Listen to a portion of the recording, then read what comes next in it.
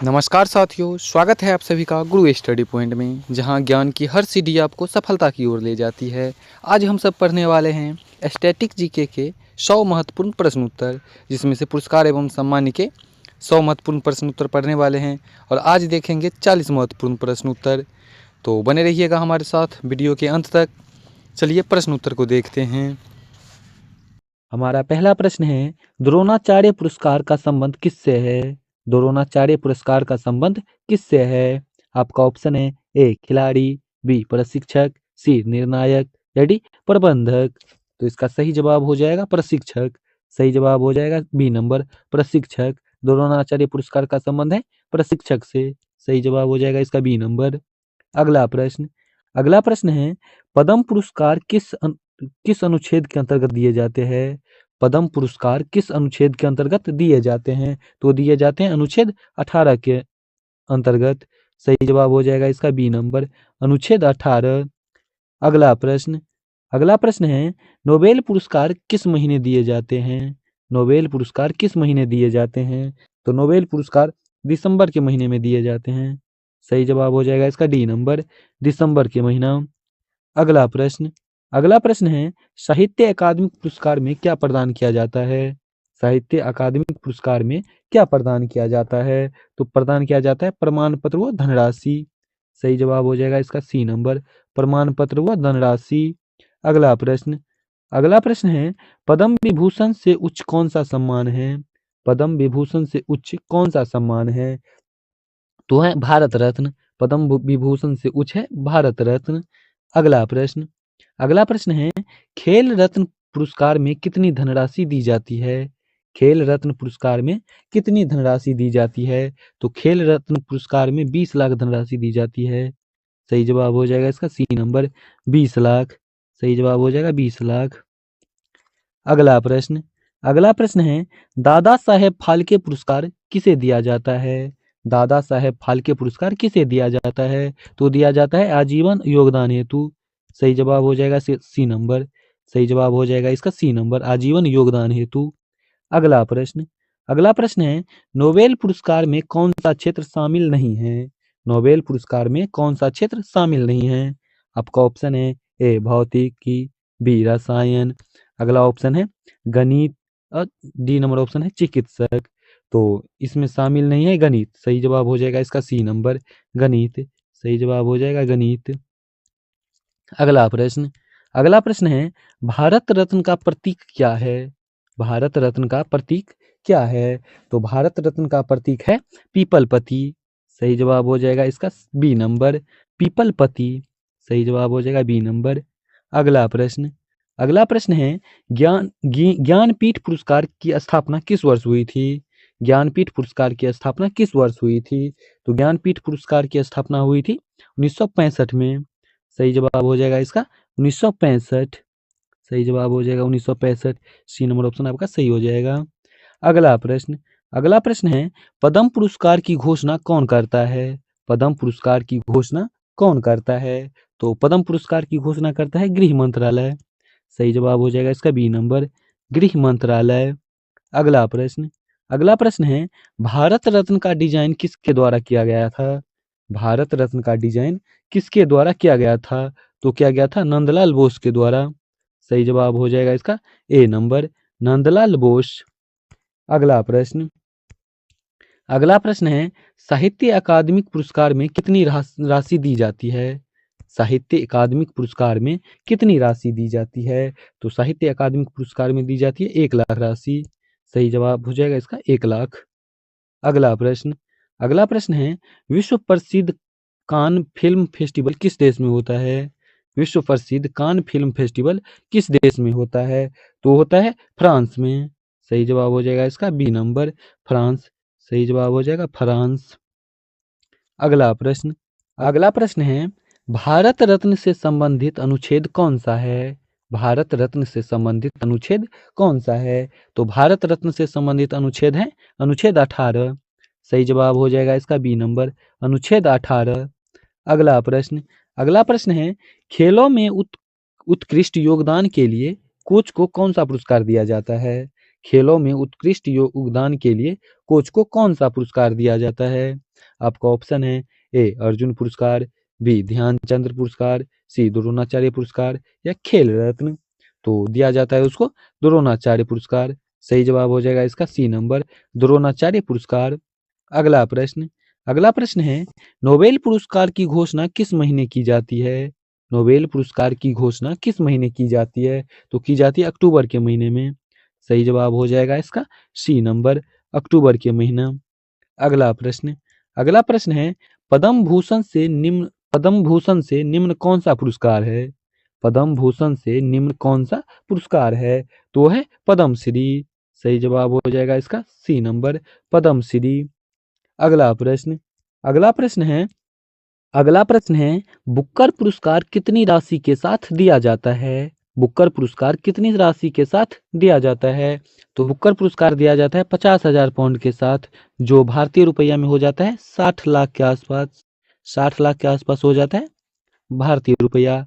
सही जवाब हो जाएगा सी नंबर, 50,000 पाउंड। अगला प्रश्न अगला प्रश्न है, अर्जुन पुरस्कार किस वर्ष से नगद राशि के साथ दिया जाने लगा? अर्जुन पुरस्कार किस वर्ष से नगद राशि के साथ दिया जाने लगा? आपका ऑप्शन है ए 1970, बी 1977, सी 1985 या डी 1991। तो इसका सही जवाब हो जाएगा 1977। सही जवाब हो जाएगा इसका बी नंबर, 1977। सही जवाब हो जाएगा बी नंबर। अगला प्रश्न है, ज्ञानपीठ पुरस्कार पाने वाले पहले लेखक कौन थे? ज्ञानपीठ पुरस्कार पाने वाले पहले लेखक कौन थे? तो वो थे जी शंकर कुरूप। सही जवाब हो जाएगा इसका ए नंबर, जी शंकर कुरूप। अगला प्रश्न है, ऑस्कर पुरस्कार का आधिकारिक नाम क्या है? ऑस्कर पुरस्कार का आधिकारिक नाम क्या है? तो ऑस्कर पुरस्कार का आधिकारिक नाम है अकादमिक अवार्ड। सही जवाब हो जाएगा इसका ए नंबर, अकादमिक अवार्ड। अगला प्रश्न है, भारत में वीरता पुरस्कारों की घोषणा कब होती है? भारत में वीरता पुरस्कारों की घोषणा कब होती है? तो होती है 15 अगस्त और 26 जनवरी के दिन। सही जवाब हो जाएगा इसका ए नंबर और बी नंबर भी। सही जवाब हो जाएगा ए और बी दोनों। इसका मतलब सी नंबर ऑप्शन इसका सही हो जाएगा। अगला प्रश्न अगला प्रश्न है, नोबेल पुरस्कार में पदक किस धातु का होता है? नोबेल पुरस्कार में पदक किस धातु का होता है? तो नोबेल पुरस्कार में पदक होता है सोना का। सही जवाब हो जाएगा इसका सोना। सही जवाब हो जाएगा सोना। अगला प्रश्न है, पद्म पुरस्कारों की समीक्षा किस वर्ष की गई? पद्म पुरस्कारों की समीक्षा किस वर्ष की गई थी? तो की गई थी 1977 में। सही जवाब हो जाएगा इसका ए नंबर, 1977। सही जवाब हो जाएगा ए नंबर। अगला प्रश्न है, ग्रैमी पुरस्कार का संबंध किस देश से है? ग्रैमी पुरस्कार का संबंध देश से है? तो है अमेरिका से। सही जवाब हो जाएगा सी नंबर, ग्रैमी पुरस्कार का संबंध है अमेरिका से। अगला प्रश्न प्रश्न है, पुलित्जर पुरस्कार की स्थापना किसने की थी? पुलित्जर पुरस्कार की स्थापना किसने की थी? तो पुलित्जर पुरस्कार की स्थापना की थी जोसेफ पुलित्जर। सही जवाब हो जाएगा इसका बी नंबर, जोसेफ पुलित्जर। अगला प्रश्न अगला प्रश्न है, भारत रत्न में कितनी धनराशि दी जाती है? भारत रत्न में कितनी धनराशि दी जाती है? तो भारत रत्न में कोई धनराशि नहीं दी जाती है। इसका सही जवाब हो जाएगा सी नंबर, कोई धनराशि नहीं। अगला प्रश्न है, साहित्य अकादमी का मुख्यालय कहाँ है? साहित्य अकादमी का मुख्यालय कहाँ है?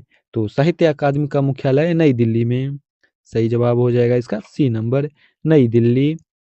अगला प्रश्न है, ज्ञानपीठ पुरस्कार किस भाषा को दिया जाता है? ज्ञानपीठ पुरस्कार किस भाषा को दिया जाता है?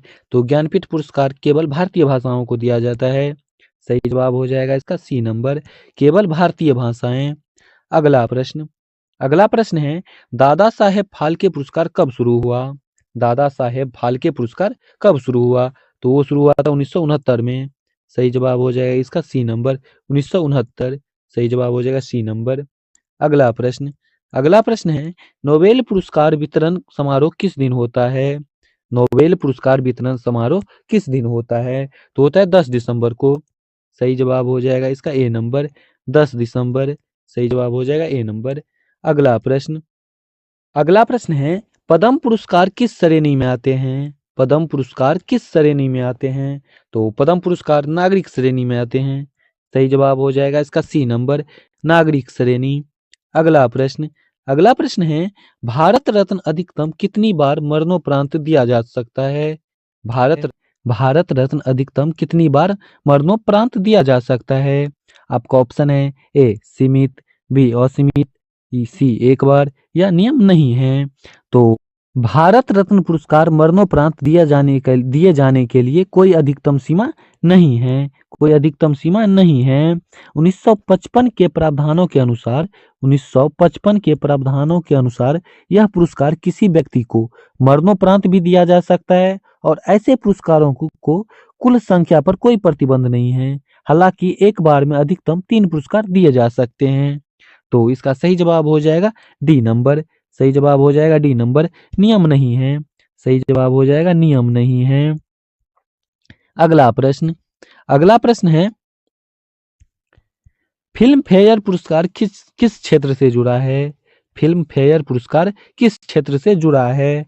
आपका ऑप्शन है ए साहित्य, बी खेल, अगला ऑप्शन है सिनेमा या डी संगीत। तो इसका सही जवाब हो जाएगा सिनेमा।